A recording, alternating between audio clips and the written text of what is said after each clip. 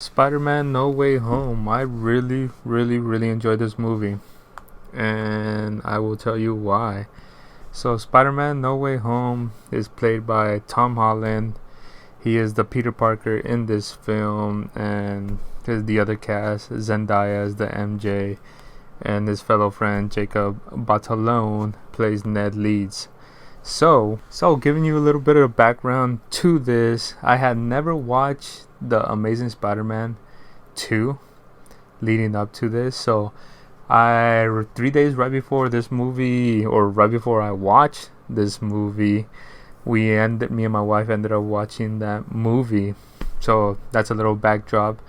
We ended up watching No Way Home 3 days after it came out. I try to stay away from social media. I try to stay away from a lot of things, and we didn't know who was coming out. All of you guys probably know by now that freaking Tobey Maguire and Andrew Garfield came out in this movie. So when we watched this movie, we were not aware of that. I was aware that the Goblin from the first freaking Tobey Maguire was out.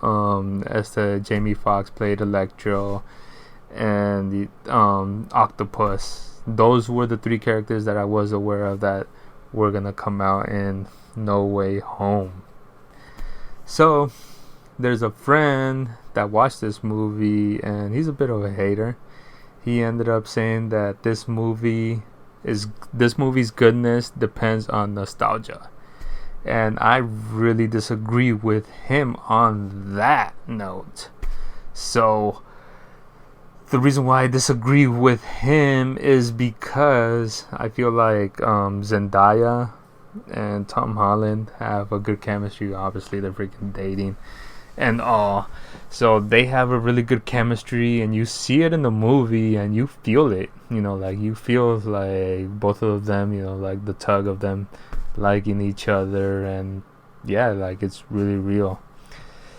I think all the movies give you that feeling, freaking with Andrew Garfield and Gwen Stacy and The Amazing Spider-Man and Kirsten Dunst and Tobey Maguire. It's kind of, when they do decide to go with another Spider-Man, later years down the road, it's really gonna, I really think that they're not gonna do a good job. I feel like they've been really lucky with the actors, the storytellers, the directors, and how much chemistry, those MJ and Gwen Stacy has with the Peter Parkers and whatnot. So I almost feel like it's not gonna happen again. So getting into the film, yes, I will admit that this movie does bank a lot on nostalgia, but I still think it was well written.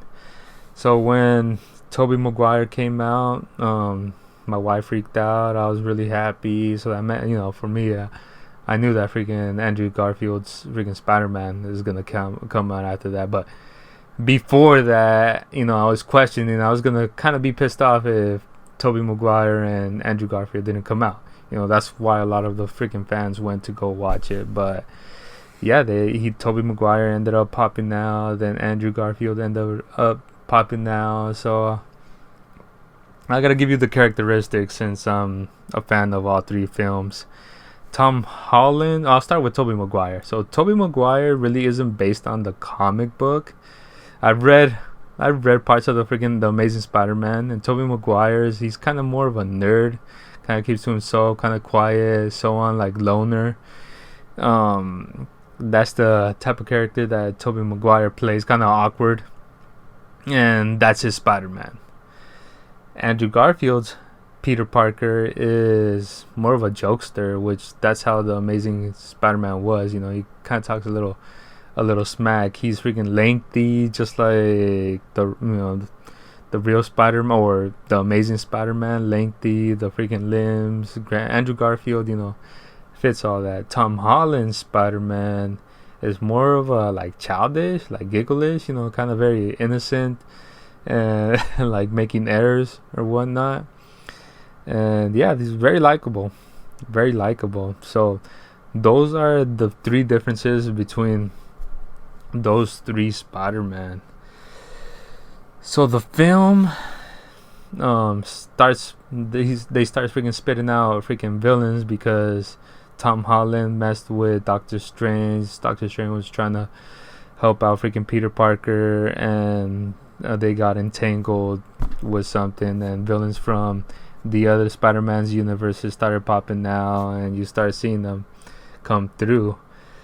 I really like the piece that William Dafoe played, Norman Osborn, the Green Goblin, because you almost feel like throughout the movie that he really wants to become good, but then he does something which I don't want to freaking spoil, that like in the film you're like, God, you fucking hate him. Kind of like almost in the first, you probably even more so than the first Spider-Man movie. You fucking really, you really freaking hate the Green Goblin when it comes to that movie. No Way Home.